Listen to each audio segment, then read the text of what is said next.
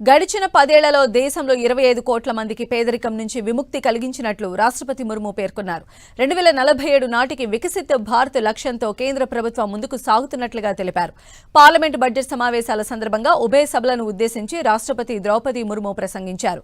ప్రపంచంలో ధాన్యం ఉత్పత్తిలో భారతదేశం అగ్రస్థానంలో ఉంది.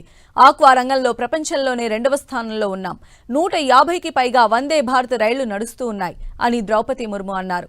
ఇన్కమ్ ట్యాక్స్ లో కీలక సంస్కరణలు తీసుకువచ్చామన్న రాష్ట్రపతి 12 లక్షల రూపాయల వరకు ఆదాయ పన్ను మినహాయింపు కల్పించడంతో మధ్యతరగతి ప్రజలకు మేలు జరిగిందని తెలిపారు. ఇక ప్రస్తుతం దేశంలో 150కి పైగా వందే భారత్ రైళ్లు నడుస్తున్నాయన్న ఆమె అంతరిక్ష రంగంలోనూ వేగంగా అభివృద్ధి చెందుతున్న భారత్ త్వరలోనే సొంతంగా అంతరిక్ష కేంద్రాన్ని ఏర్పాటు చేసుకోబోతుందని ముర్ము తెలిపారు. की और हमारी यात्रा की ओर गति देती है। मेरी सरकार सच्ची सामाजिक न्याय के लिए समर्पित है और इसी का नतीजा है कि पिछले एक दशक में 25 करोड़ देशवासी गरीबी को हराकर गरीबी से बाहर निकल के पिछले एक दशक में गरीबों के 4 करोड़ पक्के घर बने। जल जीवन मिशन के 5 वर्षों में 12.5 करोड़ नए परिवारों तक पाइप से पानी पहुंचाया गया। 150 मिलियन टन उत्पादन के साथ भारत दुनिया का सबसे बड़ा चावल उत्पादन देश बन गया है। हमारा देश विश्व का दूसरे सबसे बड़ा मछली उत्पादन देश भी बना है।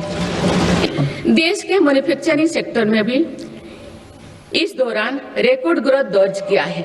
मोबाइल मैन्युफैक्चरिंग जैसे फील्ड में भारत अब दुनिया का दूसरे सबसे बड़ा देश बन गया है। गरीब तथा मध्यम वर्गों की सेवा में लगी भारतीय रेल तेजी से 100% इलेक्ट्रिफिकेशन के लक्ष्य के प्रति आगे बढ़ रही है। मिजोरम के आइजल और नई दिल्ली को डायरेक्ट रेल रोड से जोड़ा गया। जम्मू कश्मीर विश्व के सबसे उच्च रेलवे आर्च ब्रिज, चुनाव ब्रिज और तमिलनाडु में नई पंबन ब्रिज का निर्माण कर भारत ने इंफ्रास्ट्रक्चर क्षेत्रों में एक कीर्तिमान स्थापित किया। कुछ दिन पूर्व ही वंदे भारत ट्रेनों के नई पीढ़ी का पदार्पण हुआ है। स्पेस टूरिज्म भी अब भारत की पहुंच से दूर नहीं है।